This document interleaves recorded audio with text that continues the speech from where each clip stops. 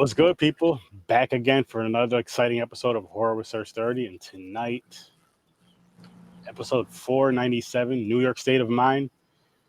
Dope track by Nas. You guys should go check that out after the episode. Link is in the description. But biting into Vampire in Brooklyn. First time watch for me. And I had a great fucking time with this movie.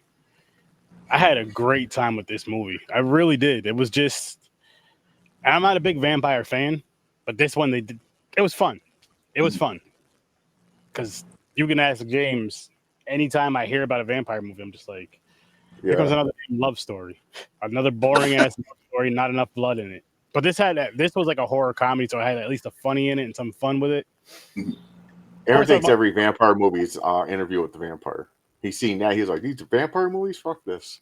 Yeah, I need violence. On a lot of fronts. You know, I need the gore with these movies, James. You know this. I'll be a vampire over here just hugging and kissing and holding hands and shit all the time. looking at the sky and talking about how you wish you can go out in the sun. Well, you shouldn't have got bit. Oh man, but what do you guys think of this? I don't know. I can say after because it's been several years. I mean, I saw this in the movie theater like 10 billion years ago, but I can say that after about 20 years, I was pleasantly surprised that this movie actually held up. Because it does still have that. Because I think back in the 90s, Wes Craven had like a particular vibe to his movies, and I think you could feel that overall tone in this movie. But still, I thought overall it was just a pretty good Eddie Murphy flick. It's probably something that I didn't hold up. When I first saw it, I thought highly of it, but I feel like it's just a little bit better than what I thought it was originally seeing it before. Mm-hmm. That's fair. Yeah. Same here. This is the second time I seen it. I seen it years ago, like you said, a million years ago. Mm-hmm. When I first seen it, I remember just like the jokes mainly. Yeah, that's all I remember, like the funny part. Yes. But then you watch it now, it's like it was different because I don't think I really knew the story the first time I seen it because I was young. I don't forgot how old I was. Yes. But now I'm paying attention more. So I'm like, okay, now I see what the story is. It's not just the comedy part. There's shit actually going on, you know. So I do have like it makes me laugh though. Like usually if you give a vampire blood to somebody, they turn into a vampire. This dude, he's like, you're my ghoul. It turns him into a ghoul in his body. Why would you want to create something where their body part they fall apart? He's not helping. He's falling apart. Like, when I seen him, like the way he looked and the way he was falling apart, I was like, did they just make him like a crackhead zombie? Basically, it was like the stages. It was like the stages when you first get on crack, then you're on it for a month, his ear falls off. Yeah, worse and worse and worse. Clothes all dirty, start to stink. Photo 3, your eyeball is out. Yeah, then he was doing the Dave Chappelle's character's itch. Tyrone. Yeah, he was doing the Tyrone itch. Yeah, it was what's his name? Kadeem Hardison, I think. He was a very popular guy back in that time too, because he was in that TV show Different World and stuff. So yeah. Oh yeah, that's where. Oh, okay. I knew he looked familiar. Mm-hmm. But yeah, I thought you're right. There's actually is a story in there because as a younger, I'm sitting there thinking about the preacher. I'm thinking about the Italian guy. I'm thinking about the badass line or whatever. I've been shot at. I've been hung. I've been stabbed. And also, you ain't put enough heart in it. And, I'm thinking about all this stuff, but it was a pretty good damn story. Yeah. So yeah, I mean, there was a reason he was there. Yeah. So yeah, it's good.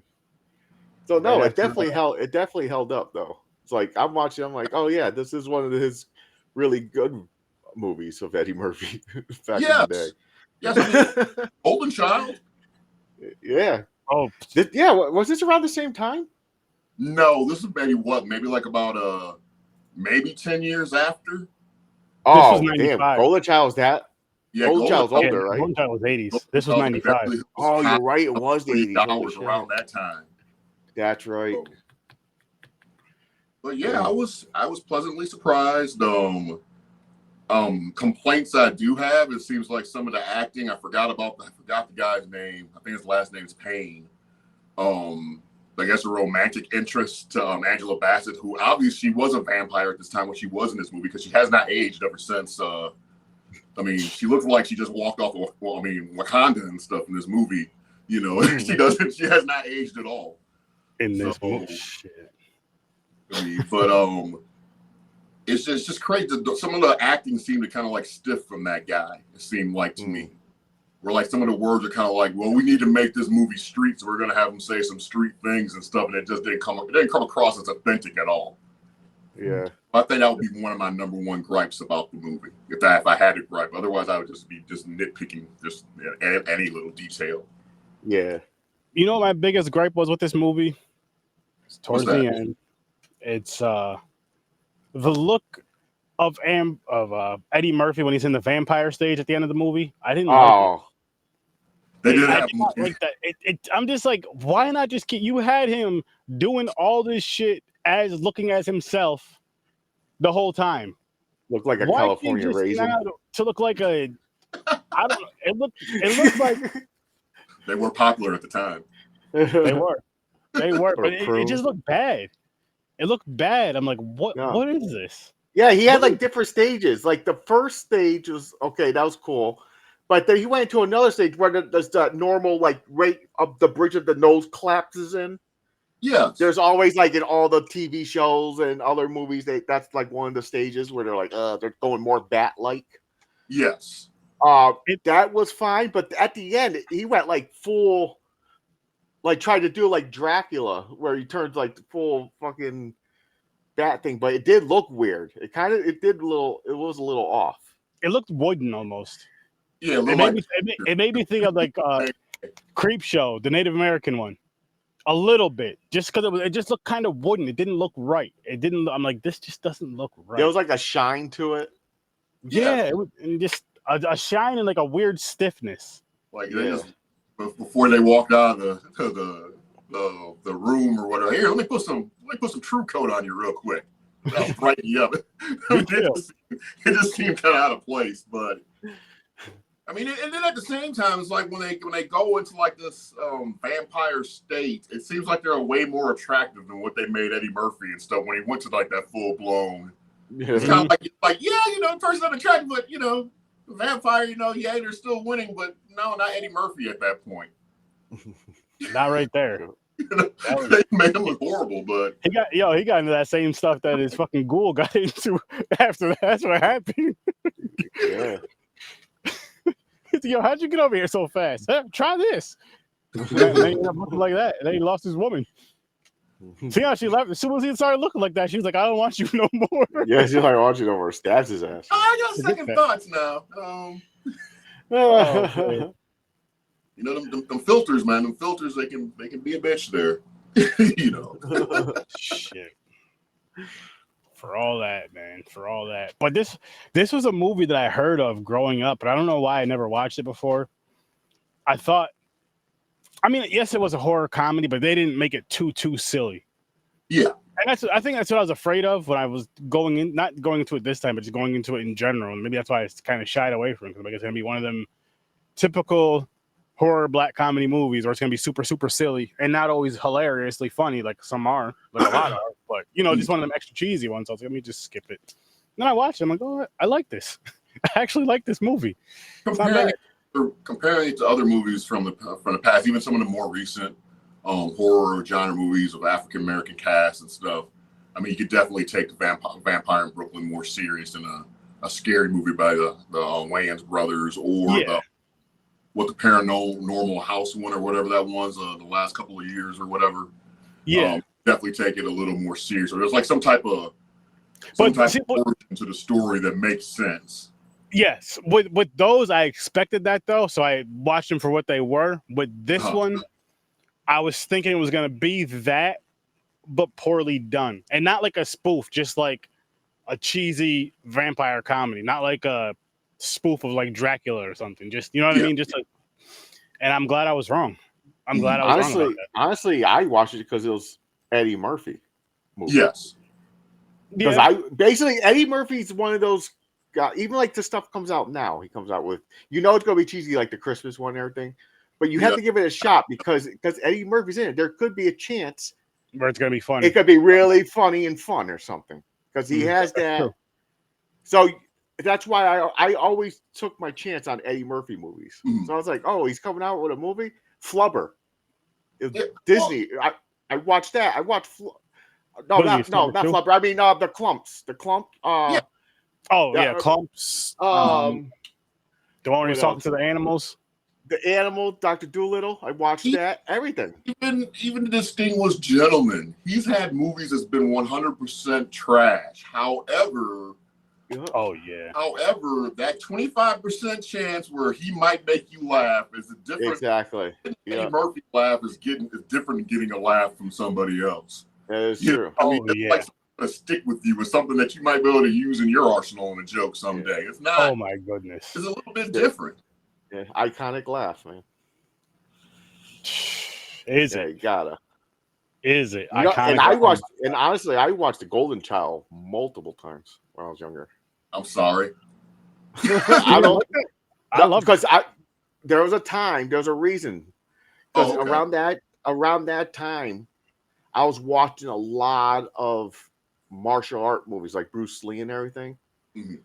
So when Golden Child came out, I was like, oh, he has powers, there's gonna be fighting and shit in here. Yes. So I watched it. So it I was like, oh, it's not bad. I just keep watching it. I was like, but then now if I watch it now, I'm like, okay. Oh, we reviewed it actually. We did on Popcorn and Pints. Yeah, that's right. So I was like, okay. I don't know why I watched this 10,000 times. It's not bad, but I'm like, Jesus. You see things different as an adult. I will say that. Yeah, no, definitely. Yeah. Oh, absolutely.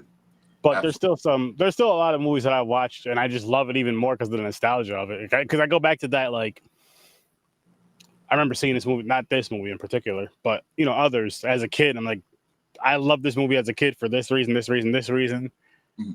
I understand why this movie is not the greatest movie in the world, but I still have that same excitement. I still have that same fun with this movie. And I understand all the adult elements of it now. Then there's some movies where I'm just like, what the hell? Why was I watching this? What the hell? No, I got like those chances. That would be E.T. and Time Bandits for me. There's movies that I adored when I was a child, and I looked at them, trying to share them to my kids and stuff. Oh, this is what your dad used to watch, and I'm sitting there feeling horrible about myself, apologizing to my kids. So I'm like, I'm sorry. I'm sorry. I'm the same thing. Speaking of E.T., I watched E.T. today. We reviewed it. I watched it. I'm like, this movie's kind of fucked up. I'm like, the fuck are we watching here?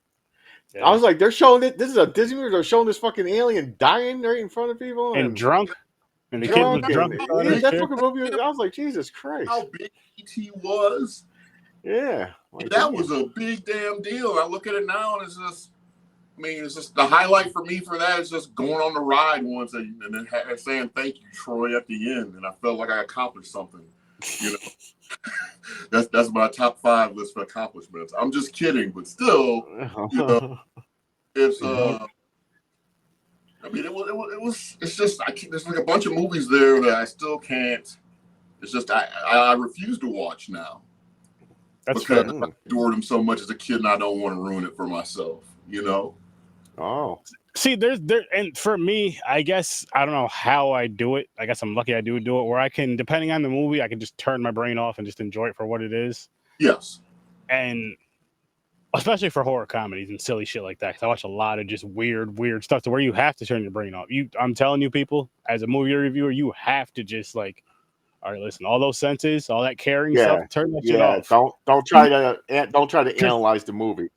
No, don't try to make sense of it. Just turn your shit off. Shut down that computer and just watch. And I think this is what kind of going into our conversation, like watching it as an adult, because you're looking at it obviously from a different lens. You're understanding things a hell of a lot more. And you're either like, I still really love this movie, or I love it even more, or it's just like, whoa, this movie is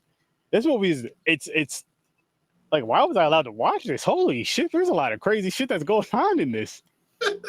And I also think it's one of those ones that I snuck and watch because I used to sneak and watch a lot of horror movies and all that stuff too. So for me, it's a mixed bag. I know with reviewing movies and stuff, I do agree. There's a lot of things you got to check at the door, which I'm getting better about. Because I think some people, especially these newer movies, they're ruining the experience, and they've already ruined the movie in their brain before they even sat down and watched it. Because whatever political or social, whatever feeling or vibe they are, you've already ruined it. Some people have already ruined that before you even walked in the door. Exactly. Depending on the movie. I saw the Marvels with my kids and a bunch of other kids, and they were all laughing and giggling. It was a fun time for me just because everybody else was all fun. I didn't think about the women being OP and all that stuff, because I start thinking about that, I'm going to ruin the whole damn movie. So, yeah. Sorry, I was off camera getting sexually aroused by that voice. Must be talking about yours, Troy. not mine. I was trying to get him going even more. I'm sorry, I meant James. It was mine. That's Salt and Pepper. Hello, gentlemen. I'm sorry I'm late. I wanted to come in and say hello to you all.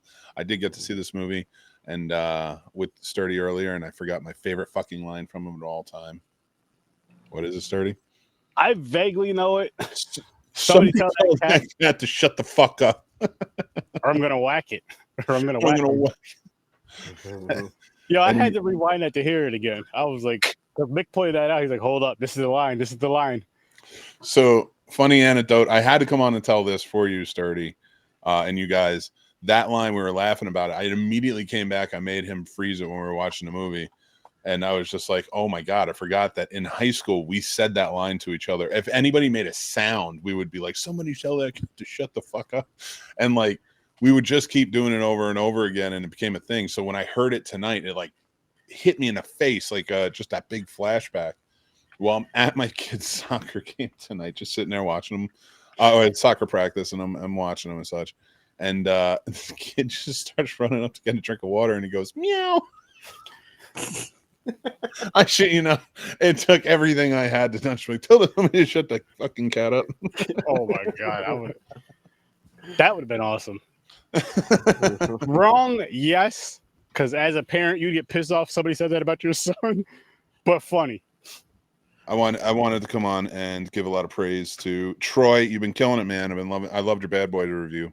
I appreciate that, dude. Yeah, like you and producer Paul, you guys had, I think our takes were like similar, so yeah.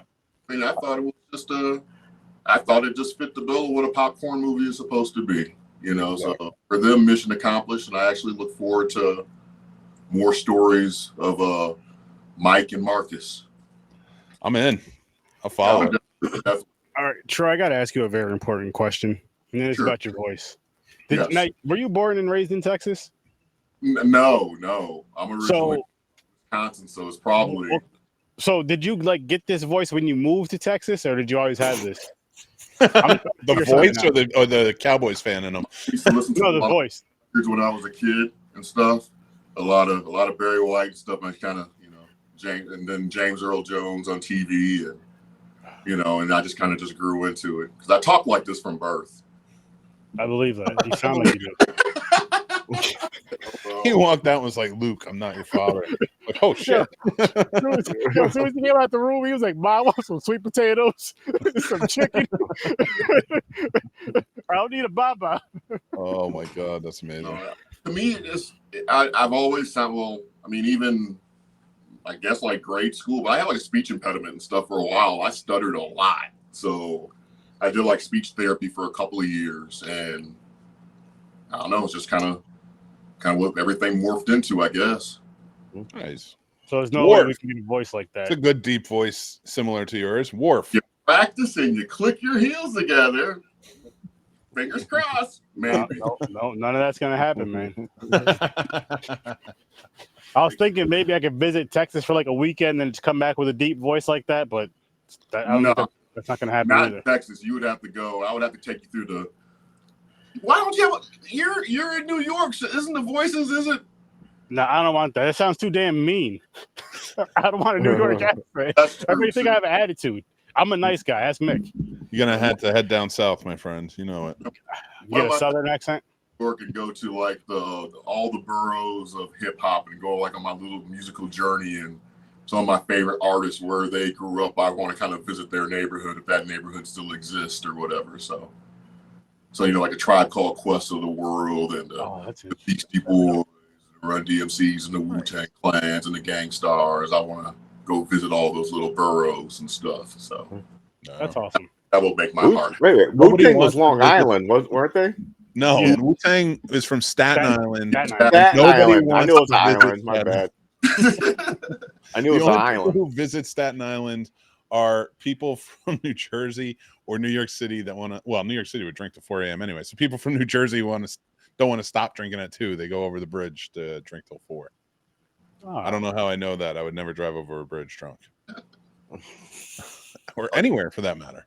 You could have been in a cab. I didn't drive over there. One thing I was just thinking about the Vampire Brooklyn movie, because I have a habit for calling like cousins and relatives like stupid names, like, "Hey, get over here, Soul Train. What's up, John Shaft?" I found out where I got that from. And it was, obviously it was from this movie because I've been doing that shit for years. You know, just call my cousins isn't. Hey, come over here, Don Cornelius, does any damn thing, you know? Yeah.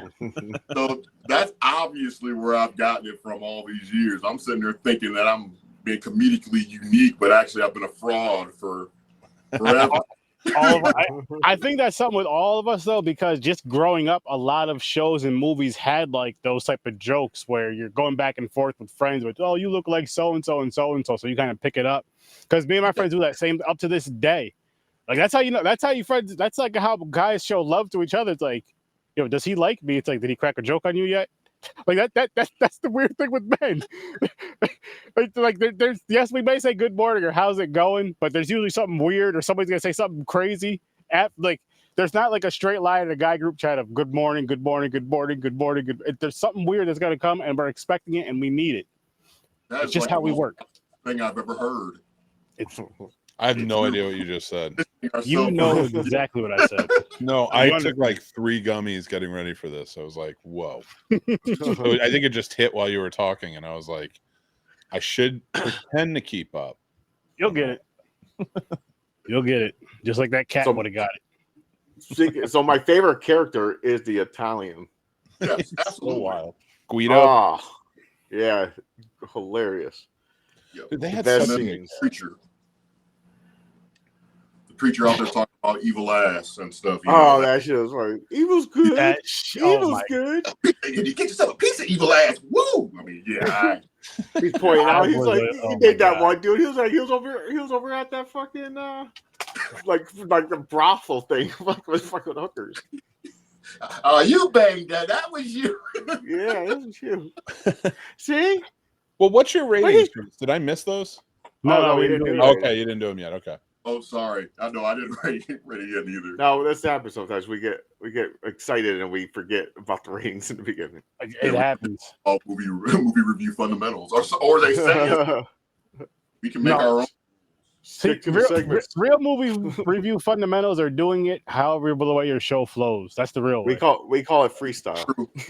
Yeah, freestyle. I mean, I even if you have a structure, it's still your way of doing it. And sometimes things get out of function. You just got to feng shui it back into it. Like right now, boom, I'm giving this movie a 7. What about you, James? I was at 7 too. I'm gonna give it a 7.5. Nice. And I already have it up on IMDb. That's why I was asking what the ratings were. I put it at a 7 myself. That's wild. I think we just didn't appreciate a good movie. That's what it comes down to. This is. It had the right amount of comedy. It had a story. Yeah. It had a little bit of action. There was a little fight scenes. Full of great actors. I mean, it had great actors. Yeah. And Wes Craven directed. Like, I mean, Wes Craven was kind of on a. Fortunately, shouldn't have been because there were great movies. A slump until Scream came out. Yes. Mm-hmm. But yeah, I mean, all of them that led up, like I think he did great. Like I love watching his movies. I think he has a better filmography, and I'm sure going to catch a lot of shit for this. But than John Carpenter in a whole, I think Argue John mother. Carpenter has produced Tough much one. better films in quality and story. And that's saying something because Wes Craven did too. But I think John Carpenter just produced such great films, you know. But- They Live is what tips it for me though, for John Carpenter. They Live was a badass. I mean, I can watch that movie over and over again, you know. So I don't know. I mean, I could see it being damn near even, but I think it just depends on what your. It really depends on what your, you know, what your cup of tea is. I mean, I don't think it's that far. I don't think it's that far off between the two. But I think the ones that we don't really, in a collective whole, that we may not go back to or even really recognize from the John Carpenter camp. Like a lot of people don't talk about Memoirs of an Invisible Man or Ghost on Mars, like unless they're making fun of Ghost on Mars. You know, people still, and I love the movie, and I know a lot of people do, but like Escape from LA isn't that good. It's fun. It's the same, and we get in a lot of things, but it isn't really a good movie. No. So like in the longevity of their careers, yeah, I'd probably argue, and I would love to do that. We could dive into it deeper some other time, but like their filmographies, because I think calling back to it, Craven just had a lot more that people tend to go back to. Because there's a verse. There's a verses. Carpenter verses. Do you think the Escape from New York and the original Halloween have well, I mean, you can tell obviously they're both done by the same guy. They both have like the exact same type of vibe.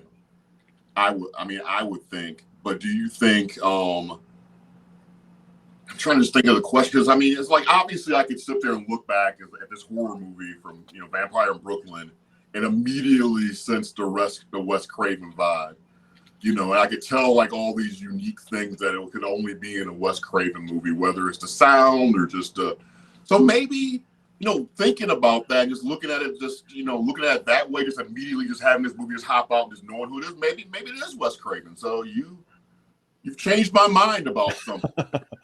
No, yeah, I don't know, rewatchability wise, like I mean, Carpenter is there. Like, I mean, how I probably watch his movies the most, but Craven, in terms of like callback to movies, like, you know, I can't think of a really well in the 2000s. They both sunk in the 2000s, unfortunately. Both having a rough go. But I'm taking. I railroaded the conversation. I apologize, Sturda. No. This is a good horror conversation. Tell us in the comments who is the best. No, it's like I'm actually with you on board, Wes Craven. I'm sitting there thinking about, because I used to be a big horror fan, and I tapped the brakes a little bit, but then when Scream came along and stuff, it just rejuvenated that whole thing again. So you know what? I mean, yeah, I'm 100% on board with you right now on the Wes Craven statement. I think a lot of those movies, and like a cultural phenomenon when Scream came out. You know, at that point, you know, it was just a big damn deal. You know, and then you got like all the little diet versions of Scream, like I Know What You Did Last Summer and various. Oh, I hate that movie. What? I mean, I still know what you did, and guess what? 4 years removed, I might know. No, I just like how everybody was able to afford tickets to the Bahamas, and I still can't. But doing frivolous things last year during the summertime. Yeah, I will. One thing I do want to offer in the Wes Craven, John Carpenter debate. I still will sometimes just let Ghost of Mars play, or you know, some of his lesser ones, just as I will with Cursed on Wes Craven's camp and stuff like that. So they're both great filmmakers, you know, and I want to show that love towards them before the horror fans decide to tar and feather me. Don't miss those horror fans, man. No, they're crazy. There's something else. They'll come after you. They're almost as bad as the Kristen Stewart fans. Do you consider a Late Night with the Devil? You consider that a horror? Or do you consider it more suspense? Because I think it's horror, but also it's like one step away from being like an anthology episode from the Twilight Zone somewhere. Yeah. You know what I mean? So, is it truly horror or is it something else? I had it leaning towards the horror because just I agree. I think it's possession shit and everything. Okay. I was just wondering. Because they wouldn't have shown that at the end in like a Twilight Zone, and like a really because it would have been too much to lay on, you know. True. And also probably bigger than the budget. But so for this, like ending it that way, like kind of edges it towards horror, in my opinion. It probably costs more to make a late night with the devil than it costs to make Godzilla -0 or -1. Anyway. Oh, I love that fucking movie. That shit was so good. Yo, that fucking his atomic breath, that scene where it fucking blew up. You seen the mushroom cloud and everything just buildings wrecking, coming back at him. Mm-hmm. I thought that scene was fucking awesome. I was like, Jesus. Man, the scene with the news reporters debating on if we're too damn close or not. I'm like, yeah. That's for the TV. Your nearest big toe. Get the fuck out of there. Oh, we're not going to make it. Starting and I learned the hard way. That's not even the biggest dick move that happened in a Godzilla movie. We watched Godzilla bite somebody's dick you're off. literally a dick. Yep. Yeah. That is funny. They're gonna argue. No, it's the tail. I don't know. That was really well, the stinger. Like that thing popped right out, and they flew right yeah, at it did. That was a dog lipstick. That was a lipstick dog dick thing. He threw it. Or my second favorite Godzilla. Oh, he hit him with it, didn't he? He threw it at him. he spit it out, and then he threw him around. Yeah. Oh no, he double tapped him. Yeah, he double tapped him. Higher breath. He double tapped him before he hit the ground. Mm-hmm. And then his dick off and fry him. I'm sorry, I went down destroyed him. Godzilla. Let's rewatch. Let's do the rewatch. Sabotaging the show. It's just like I just like have random thoughts sometimes, but yeah, we don't care. We always. It literally made a Godzilla movie for the price that they cost to like take care of a child with Sally Struthers and stuff. That's how ridiculously cheap it was for them to make this damn movie for the price of a cup of coffee. But any damn movies. But it takes movies here like $400 million to make the Tom Cruise, the rest of Mission Impossible. I know. It's probably not going to make its money back. And I like the Mission. I even like the last one, but I don't mind him. I just don't like Tom Cruise. I don't care if he's on. I don't care if he's playing a character because it doesn't bother me. Just, he's a hard sell for me. There's not like a knock on him. It's definitely me. I have a hard time seeing someone with that stature doing all this action stuff where I could probably put him in my pocket. Yeah, exactly. I mean, I have a hard time with that. I mean, I can imagine like hard. He's like 5'5", running around acting like he's fucking like 6'5". Like, come here, throw him over the fucking bridge. Like, shut the fuck up. Carry one of them baby carriers. He's running around in the movie. Oh my god! Vampire in Brooklyn sequel. Would you check it out with? What was his name? Julius Jones. What? There's a 2? Well, I'm just saying they opened it up for a sequel at the end. Oh, yeah, they did. I was about to say. I was like, wait a minute, is there a 2? No, this was back. Yeah, he put the ring on. He went to Gould to fucking. Oh shit! They are making it back. They are making a Vampire in Brooklyn 2. Shut up! I shit you not. Vampire in Brooklyn 2 is a 1930s era vampire movie starring Michael B. Jordan as twins. That is scheduled for release in theaters in March 7th, 2025. Ryan Coogler is directing the film. Oh my god! I'm fucking in. Man, what's bigger news? The Spaceballs 2 movie or Vampire in Brooklyn 2? Shit, man. Don't quote me on it. I'm just talking. I Google Vampire in Brooklyn 2. That's what came up. I see it too. So I don't want anybody being like, "Oh, he didn't get the scoop. He's an asshole." Like, it's not a white lie, guys. It's not a white lie. Look, it's right here. Yeah. I'm sure he got a different source, but I did Google it as well, and I just clicked on the first link, which I know is the wrong thing to do. But there's at least something out there of, Yeah, Friday 4 is coming out next week. You can see a movie poster on your Facebook feed every single day about that. Finally. Yeah. Gang back together. Anyway. Oh man. Vampire in Brooklyn. Such a Did good you guys time. know? Did you guys know they're doing a Conjuring series? I forgot who's picking it up. I'm so out on it. I don't care. I didn't I care really don't. about. I'll watch it. You don't I like didn't double? care about Chucky, but I heard that was good, so I'm going to go back and watch. I did watch Yeah, the first I gotta- season. I did like it, but I need to go That- finish that. Watch first season, I think.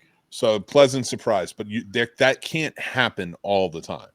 But doesn't the can't- Conjuring get weight just because it's tied into something that like loosely kind of actually really happened? So doesn't that kind of It's the Warrens case files, basically. Yeah, but I mean Yeah. that I feel that is something I feel you could do a series with.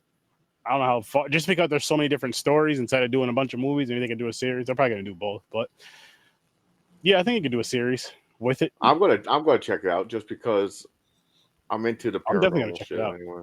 Yeah, I didn't like the last one that much. It just seemed like a lot of the good stuff was already in the trailer. You know, Which one? The Nun 2 or actually the Conjuring movie? the Conjuring movie. Oh, okay. The Devil Made Me Do It. It seemed Oh, like yeah. Yeah. That was Did you know? Did you crazy see about the new that. Exorcist movie that's coming out? Oh, Directed by with Mike Flanagan's going to direct Man it. Flanagan. I'm gonna check that out. Yeah, He's good. How does what's his name, Gordon Green? He has to be like, you got to go hide under a shell or something, dude. Like, you fucked up the Halloween series. And on top of that, they handed you a whole new trilogy of like, well, go make it with The Exorcist. Go do it with The Exorcist. And you fucked up that movie so bad that the fans hate you, and it's just all right. We need Mike Flanagan. Mike Flanagan's gonna fix Hollywood. Let's just say that. You know what the main problem was Good with dreams. Halloween, besides the fact that it did suck. Don't get me wrong, it did suck. But number one problem is it was made to close a trilogy instead of opening a trilogy. If you were going to try and start in a different direction, that would have been the way to start it. If you were going to start one, not end it. You know, I think that's where they messed everything up right there from that point. You're introducing this character, what's the last name, Cunningham or whatever it was. Yep. Whole new story. Corey. Yeah, I mean, and that could have been the start of a trilogy if you wanted to do something unique and fresh. But the end of the trilogy to something original where there's a fan base that like endears this whole damn thing, you know. And I just thought it was some bullshit, man. I was in the theater. I was very, very pissed off, man. Listen to this. So me and my wife went to go see that movie, right? Leave the theater out there. There's an older lady that was in front of us leaving the theater. She was like, "Did you guys just see that movie?" We were like, "Yeah." She's like, "That movie sucked, didn't it?" I was like, "Yeah." It just felt so. But the cool thing about it, what I loved about that moment was like, I don't know how old she was. She was older, I know that. So it was cool seeing somebody older like that watching horror, really being passionate about it, and then just like we had the same like this movie was just like, what the fuck? Why did they do this? Like you're saying, they could have did that off as a startup for another trilogy or something, but it's like, yeah, absolutely. Why right here at the end? Because that's how they were building it up. They're building up like he was turning into Mike. You're like, oh no, that's how they're going to continue on. He's going to be the next Mike Myers type shit. They fucked up. But they killed him. I would wait, what? More still as a beginning than an ending. I mean, yeah. I mean, the first one was great. The 2018 the first one. So yeah, Kills I probably liked a little bit more than other people liked. I didn't really dig the Evil Dies Night over and over again, but still that sequence with Michael Myers, you know, that was like that little sequence like where he's just jacking up the whole damn town at the end. That was badass to me, you know. Yeah. So, I mean, and just to go into meat cleaver or was it the shredder at the end, wood chipper or whatever they threw him in? Yeah, the car crusher or something, which was again. And they walked like they drove him, and the whole town's walking. It was so fucking lame, man. Yeah, that was just somewhere like we have no idea what to do next. Let's just do this. They go to the next couple of towns over, and they talk about the family that the dude was telling Dr. Loomis about. In the first original one about like the guy systematically had his children eat dinner and then he proceeded to ritualistically do whatever. I want to know what that story is about. You know what I'm talking about in the first one? When they're walking through the cemetery and you know before they find that her headstone's gone and the guy tells about a story that happened like 2 towns over about some guy just going crazy. cheap plug. If you hate Corey Cunningham as much as I do, go buy the merch on Snobs Merch. That's how much I hate this guy. Not the actor. Not the actor. Nothing against the actor. The character, and I don't even blame him for the character. Oh, You can take that off. Oh, did I share that? Oh, you shared it out. I'm sorry. Oh yeah, they definitely freestyled the ending of that movie. I feel like they freestyled the damn movie.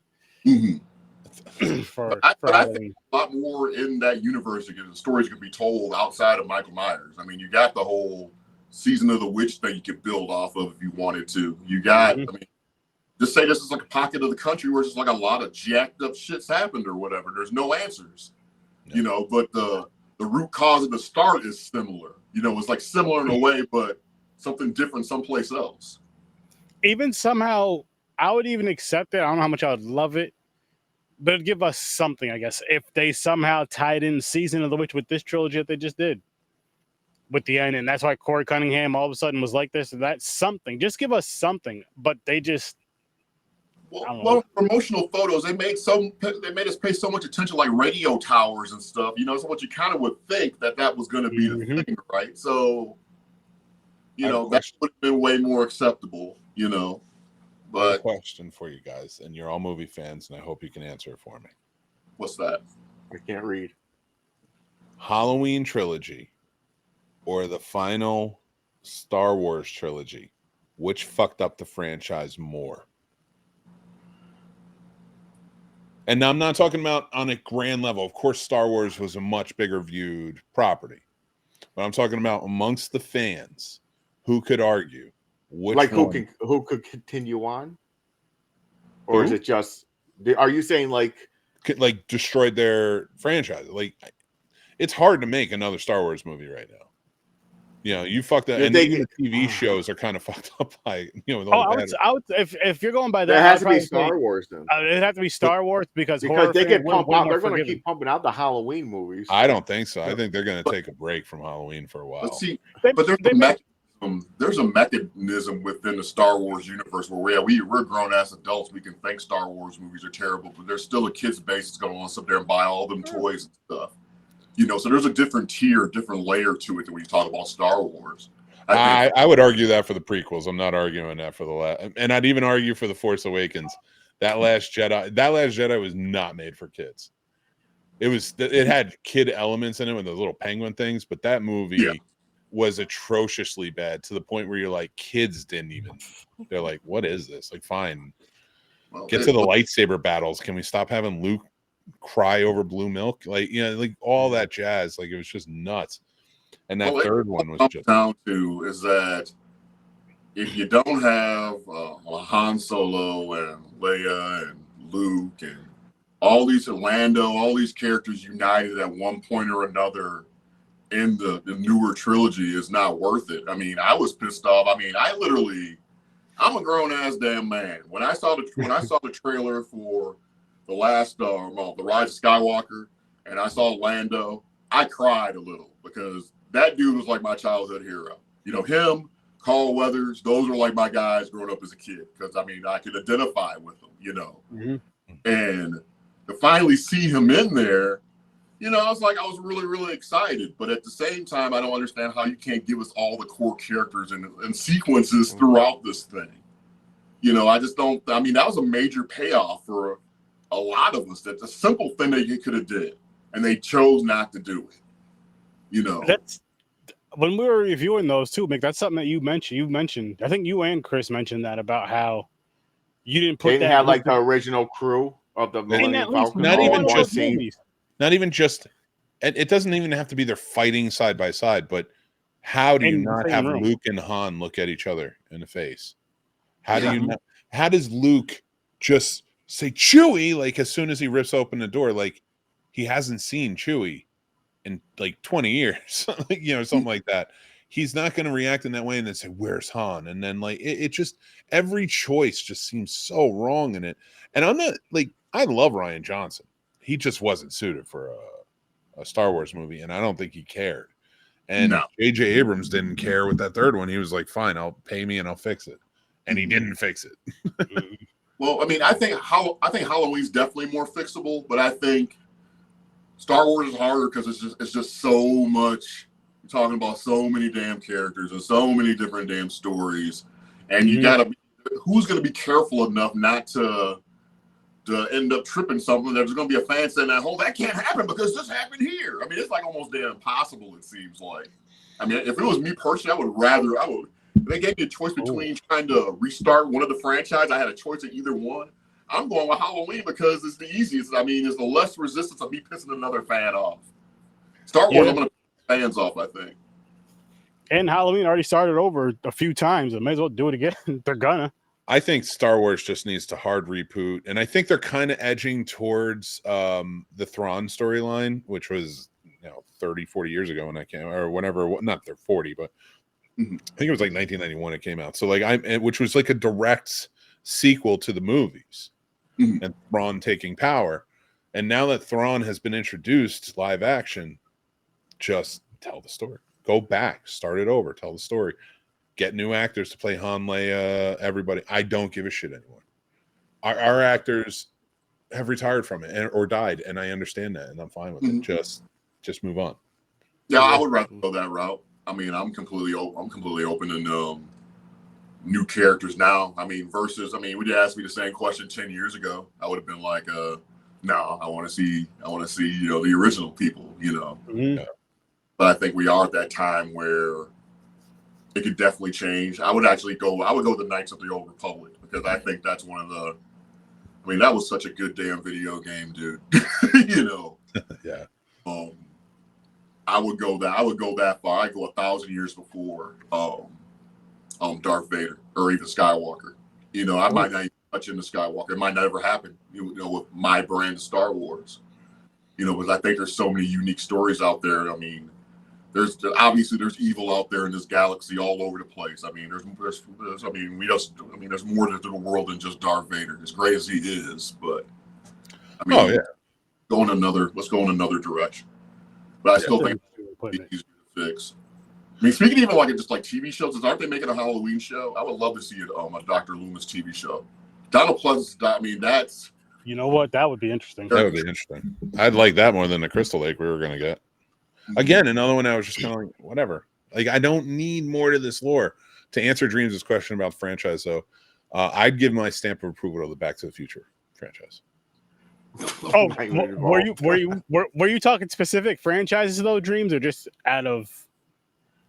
I think all three of those movies work. I think they tell a good tale all the way through. It's closed off, and it's from beginning to end. It's a fine story. You enjoy it. Oh, and Lord of the Rings. Lord of the Rings, I would definitely give my seal of approval to. Yeah, I'd have to think.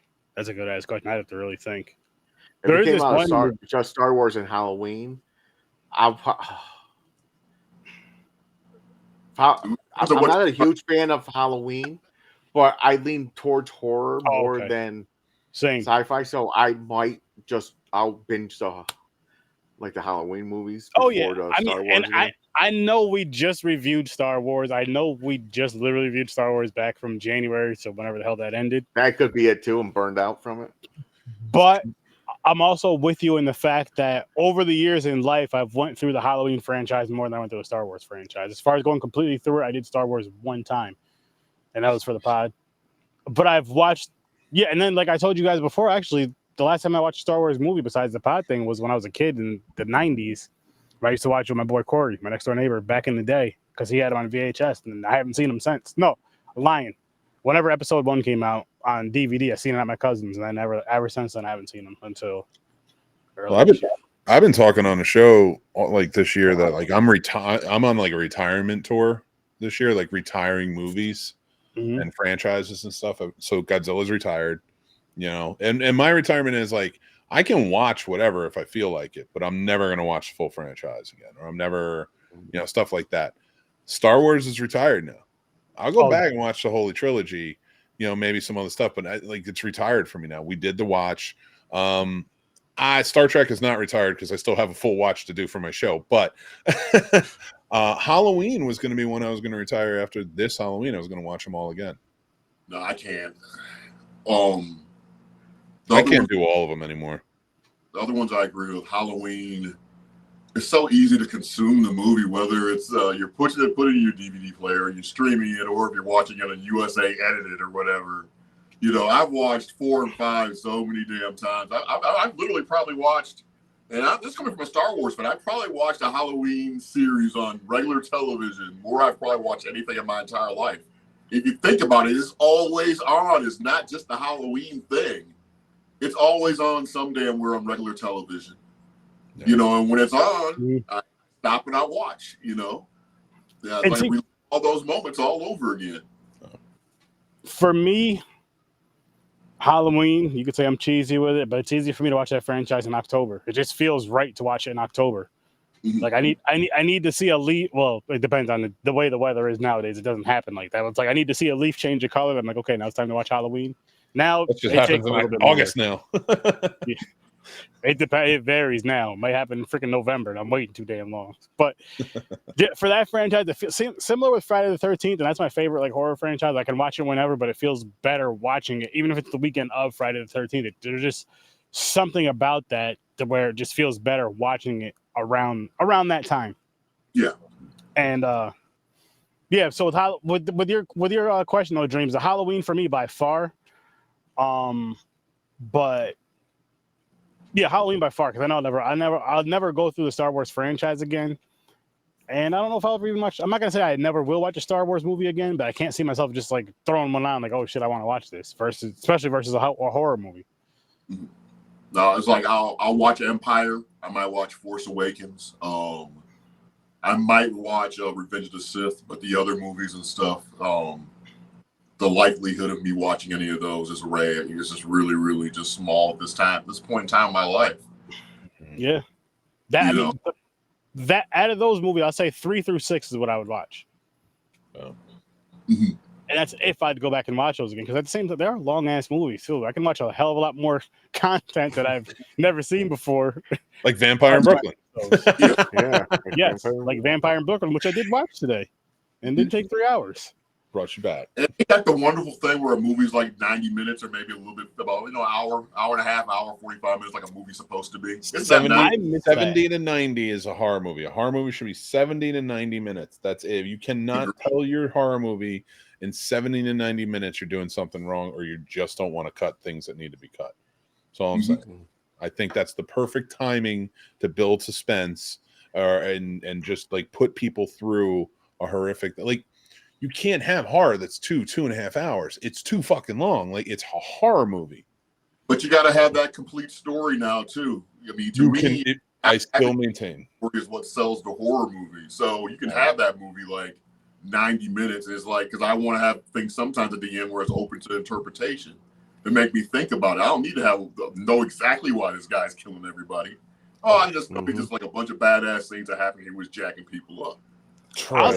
Killing me. I'll say for me, when it goes to that, I'm with you both in a sense of it depends on the story. Like, if the story deserves it to be 2 hours or whatever it is, it has to live up to that. But if it's just a horror movie of just 2 hours, just to be 2 hours, like Mick's saying, like, for what? We could have got this done in an hour and a half. But if it's one of those ones where it's like a good story, because I do love a slow burn. And I'm just using that as an excuse because that's, it's a one. But yeah, I do love a slow burn that has like that build up, that slow build up. But the build up is interesting, and then that whatever that is, that climax is just like, oh my god, that was worth the wait. But when it's that long, or when it feels that long, or when it's an hour and 42 minutes, like The Watchers, and it's just like, what the fuck is going on? When is this gonna end? That movie doesn't need to be that long. That movie could have been an hour and 15 minutes. Sorry. Well, you can make the same argument though about late night with the devil. Probably about 10 I like that one. It didn't exactly stick the landing at the end. It could have been tightened up. Take 15 minutes.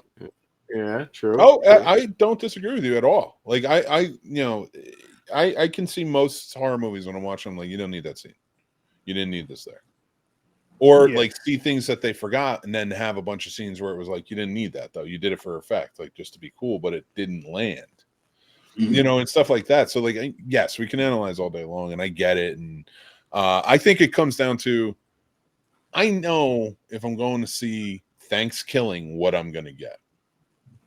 But it's the horror movies that are being sold to us. Like, when I watch the trailer for Thanksgiving, because Sturdy has to play it all the time, well, with his passport videos, when I see those, I'm like, okay, I know what I'm getting with that, and I'm cool with it.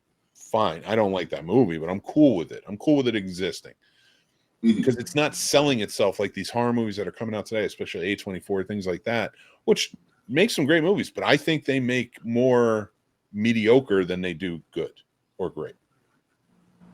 Yeah, pumping out so much, and that's my problem. And that's 2 hours 15 minutes, and it's like, you didn't need this much. You're just trying to look pretty, and it's hollow. And stop selling it to me like it's horror, and then telling me after I see it and it's not horror, oh no, it's elevated horror, you just didn't get it. I got it, you didn't make it well. Yeah. Like, start telling yourself the real truth there. So like, that's why I get annoyed with like the time, because like, look at the masters we go back to. They worked within that frame, and it worked. Raimi can still work within that frame. So and like, new filmmakers just want to like pour everything into it, and it's like, man, calm down, make the best movie you can, not show everything you can. Dreams, I like Talk to Me. I thought that was a good movie. Oh yeah, I didn't see it since it came out, but I did have a good one. Tarot, I did not like that one. Which one? Tarot. Sorry, Tarot. Oh, it was fucking horrendous. Wasn't a fan. But how'd you like Baghead? Anybody see that one? I haven't seen that yet. I've heard good things though. Oh, I thought it was. Did I see that? Is that where they? It's the lady in the basement wears bags. She does a wish. Does she like a eat wish. Something? Yeah, she eats it and swallows it. Okay, yeah. That wasn't bad. That wasn't bad. But it wasn't bad. What's going to be a great time, people? Tomorrow night on Sterdo Vision. It's going to be a shit show. Midnight, we are reviewing Savage Beach. But at 10 o'clock Eastern time, guess what we're doing? A fucking watch party of this movie right here. Yeah, get dragged into another watch party. Snobs Discord watch. It's going to be a great time. It's going to be a great time. I haven't seen this movie in years. I haven't seen this movie since I was about 13. Did I have any business watching it? We'll find out. And we'll talk about that infamous time when me and my brothers were watching this and heard my mother coming from around the corner, driving from around the corner. Stories for another time. You guys are going to for tomorrow night. Yeah, that's another time, though. It's not today. Sorry for your disappointment. I will not be making and watching it. He's old. He pops up. I'm too old. I'm older than you. Last weekend killed me. You're fine. Sleep in. And this week, and I'm doing overtime, so I don't want to be dead tired working. Yep. Are you doing overtime Saturday? Yeah, 7 to 7:30. I'm doing 12 hours. So, damn it, sir! I told you to put it at 11. I don't know what time I'm starting, but I'll be there. He wouldn't have been there if I put it at freaking 9 o'clock at night. He'd still be in bed. No, if it was earlier, I would do it. Midnight is pushing it. Listen, I'm supposed to go fishing on Saturday, so. You better catch something, Mick. Might. And then crabs. Syphilis. No, what? No, don't catch crabs. Crabs. Oh, Sturdy, you need to do a review for TikTok. Yes, I know. Tomorrow. Tuesday. Yes, Tuesday, because Thursday, my stepson's graduating, so I'm going to do his graduation. We are reviewing Ganja and Hess. Great movie. I'm gonna I don't think I ever seen this. I know I haven't. Oh, it's gonna be so fucking good, man. Butch, Troy, if you want to hop in on either one of those shows, watch parties, you're more than welcome to, man. Doors open now. Yeah, I don't have anything going on tomorrow, so yeah, I might do that. You said Savage Beach, right? Savage, yes, sir. And as I've been sitting there thinking, like, it must be the story of Macho Man Randy Savage or something. It must be something like because he's 2 hours behind us. Huh? He's 2 hours behind us. Hey, listen. He'll be all right though. He's good. Yeah, that's good. Fine, because on Friday I'm a night owl. Like 3 a.m. I'm just sitting there thinking about life and just questioning things and stuff. So trust me, I'll be okay. Join in, and we will. I used to be like that, not anymore. My ass goes to sleep by 10 o'clock. Yes, the more the merrier. We need these laughs because I need to get another epic watch party together, Mick, like the one we had for the Helen Keller movie, which Troy. I'm telling you right now, Helen Keller versus the Night Wolves is a movie that needs to be seen, but it's something that you need to watch with a group full. Yep, that laugh right there. Anybody that you know that would laugh when they hear that title is who you need to watch that kind of movie with. Wait, which title did you say? I missed it. Sorry. Helen Keller versus the Night Wolves. Okay, as soon as I said the title, he started laughing. I promise you. I'm just trying to. How does that work? Wait, have you not seen you'll it? find out. You'll Oh my find God, you never haven't seen this movie? We can't spoil it for him, guys. We cannot spoil it for him. No. That, and anybody that's watching this, I see there's 9 people here. Anybody that's watching this, listening to this, whatever, Helen Keller versus the Night Wolves. If you laughed when we said this title, if you watched the review on Vision and still haven't watched that movie, you need to watch the movie, but watch it with people who are going to find it funny. Now, if you're in a state where it is legal and you are the ages of 21 and older, I would prefer. And you already smoke weed. I would say smoke some weed before you watch it. No, you can't just say anyone because it's an offensive movie and people got to be into it. Well, I just said if you laugh, that's like telling everyone to watch Blazing Saddles. Listen, if you've been watching Horror with Sir Sturdy for the past 6+ years, you know what you're going to get with it. I'm going to say it like that. If you've been watching this podcast for that long, you know what you're going to get with it. If you're just starting, check it out. If you watch it on our recommendation and you are so repulsed and you're so offended, I'm just going to say, I don't care. Just show it. So don't write us. I have a disclaimer. I was not part of this conversation. I did not say none of this. James and I both agree. You can send the emails to horrorsirSturdy@James. About now. No. Listen. Whatever you guys have to say about the movie, love it or hate it, go to that episode where we reviewed it over on Vision and drop it right there in the YouTube comments. They do like a 7-minute bit where they just make Helen Keller jokes. It is hilarious. The movie is hilarious. You gotta watch it. It's absurd. It's like insanity. It's something that's just out there. But again, watch it with the right people. We heard it from James first, everybody. James said it first. See? I will say this, and if everybody's going to look it up, it's not Helen Keller versus the werewolves. No, it's Night Wolves. There's no "the" in it, and it's not werewolves. It's Helen Keller versus Night Wolves. Yes, Night Wolves. And you will see. That's all. You'll find out what a Night Wolf is. It's. I like how we're trying to not say anything. I feel like I have no idea what the fuck. Listen, I'm gonna tell you guys like this. We already spoiled the episode. We already spoiled it when we reviewed it. I'm hoping that with Savage Beach, I know it's not as funny as the Night Wolves movie, but I'm hoping with Savage Beach we can go in there with that same kind of energy we did with that review. Because oh my gosh, that was ridiculous. Holy shnikes! That was so funny. Yeah, you're gonna be thinking about that. You're gonna be thinking about that, yo. And you're just gonna like, if you have, I'm telling you. You got to have the right friends that have later tonight. You're laying in bed or something with your phone, and if you want, look at the trailer. You'll see. Matter of fact, no. I'll do. You're gonna run the trailer now, Troy? Do you have your passport? That's all I'm gonna say. I hope you have a passport for this. Now that I will show him after the show if he wants to see that.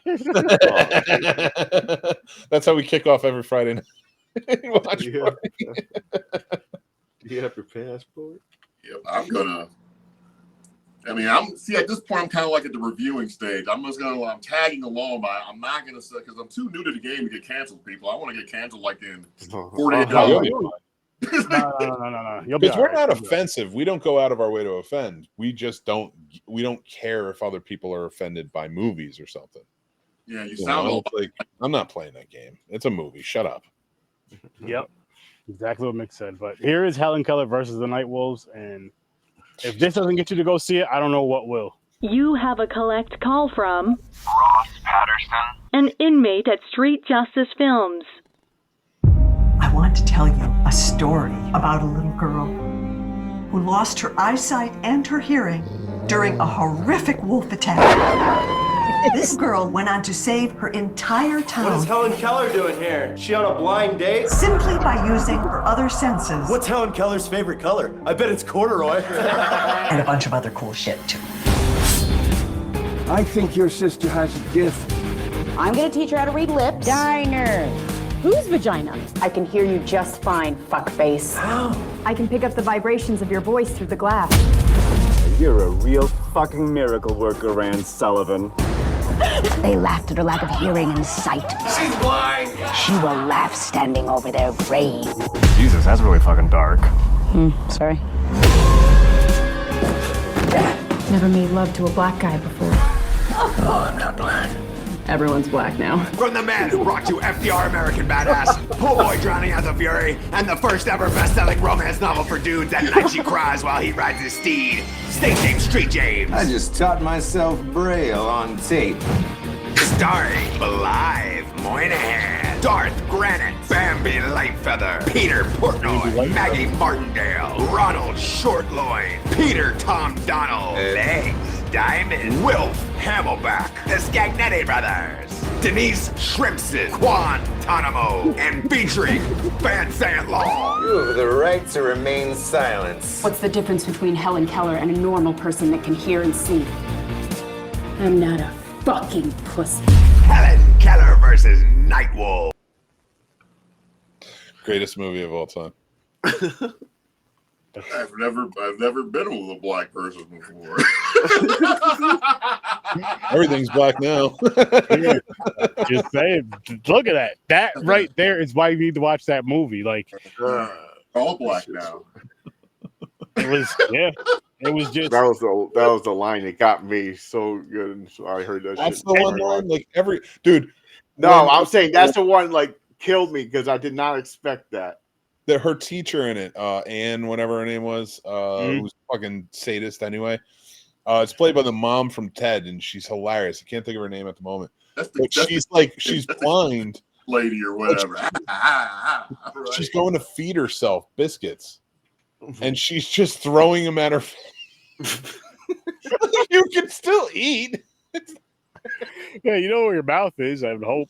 She's like smiling, like throwing them at her face, like, "Oh, I'll get in there eventually."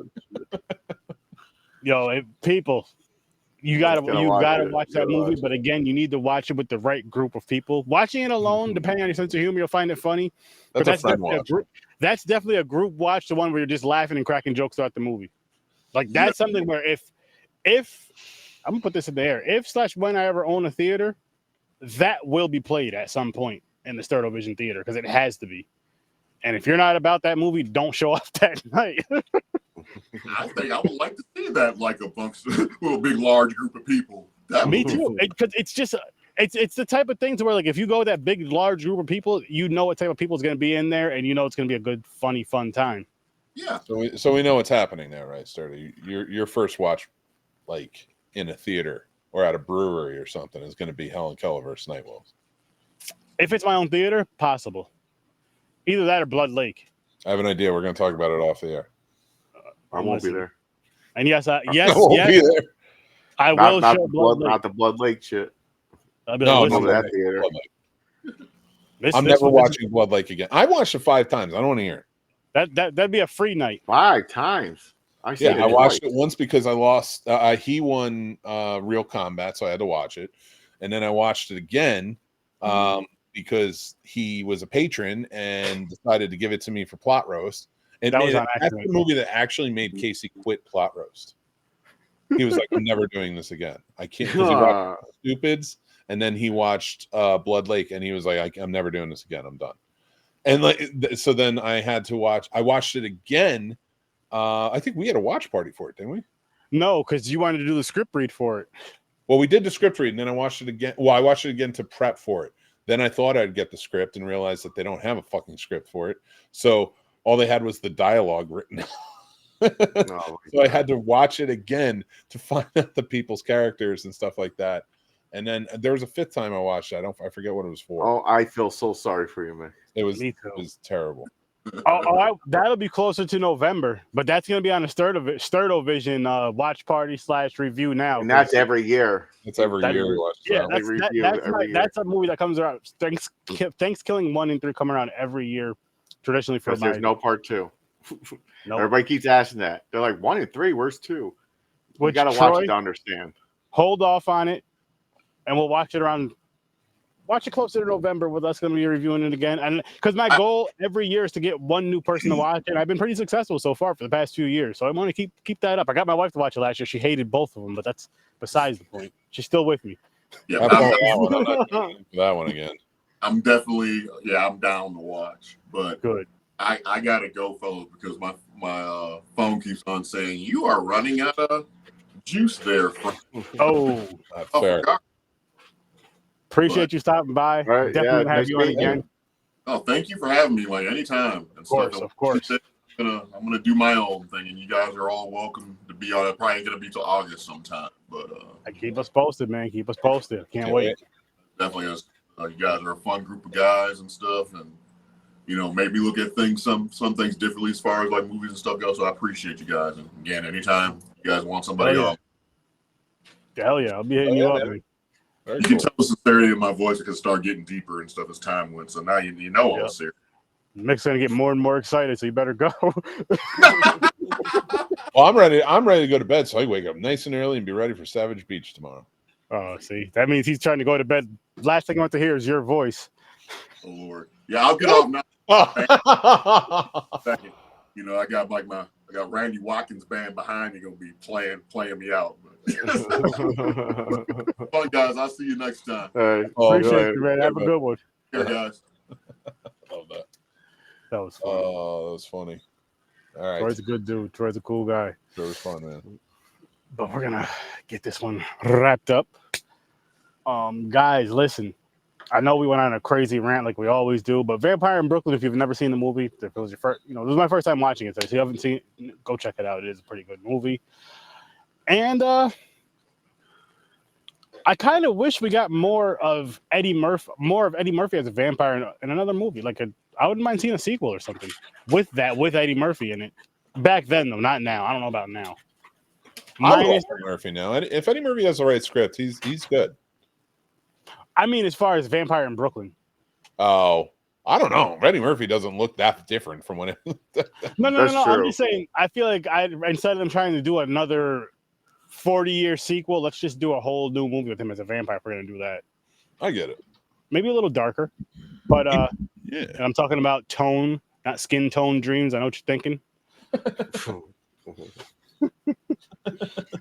But guys, listen, we're gonna bounce though. Listen, go check out the Scene Snobs. Go check out the Scene Snobs. It's an amazing podcast. Oh, before I even say all that, you should get one of these. Keep it original. It's tough to see because it's bluish here, and I got my blue screen up, but you can kind of see it there. Keep it original. You hit that little link is in the description as well, but you hit that little, what do you call that square thing again? Well, describe it to me. What's the little blue thing? The blue thing is actually Sackhead Jason NES colors, NES edition from the original Nintendo. For those of you who don't know what that is, designed, created by Big Manhattan himself. No, just say no. Listen. I give credit where credit is due, and I give it live. You said thank you. I don't need credit. And then sure. It's hot. You want to match your shirt with your mug, your pint glass. You could sip on something, and you can bring this glass on over to Popcorn and Pints every Saturday at 9:00 Eastern time. And this weekend we are reviewing First Blood and Top Gun with James's favorite actor, Tom Cruise, which is just going to be an exciting time. And at least it was pre-Scientology, Tom. True. And Dream, this is an open invitation for you to come on Popcorn and Pines. You got to watch First Blood and Top Gun. And come. We miss you, man. It's been way too long. And while you're over there subscribing to the Scene Snobs, make sure you subscribe to Horror Research 30 because we're live every Thursday. Sturtle Vision every Friday at midnight. Tomorrow again, Savage Beach. What the hell? It's going to be a wild time. Show up for the watch party at 10 o'clock. How do you get there? I believe you have to go to the Patreon of the Scene Snobs, and the link is over there. And that's how you can get to the Discord and to the watch party and all that good stuff. Yeah, if you want to join, and you can join the free tier. Boom. And then you get into the Discord. It's not a problem. You get an automatic invite. You don't have to pay the paid tiers or anything. We appreciate the support, but yeah, if you just want to join the free tier and follow us, that's our newsletter and all that stuff. But you can gain access to the Discord. He's right. I don't want to charge for the Discord. Like maybe down the line, but like right now, it's for certain things, certain events here and there, maybe. But right now, just saying, just join along, have some fun. Again, tomorrow, 10 o'clock Eastern time, Savage Beach over in the Discord, guys. It's going to be a fun time, and there's going to be a lot of titties. I'll see you, Nightmare. Peace.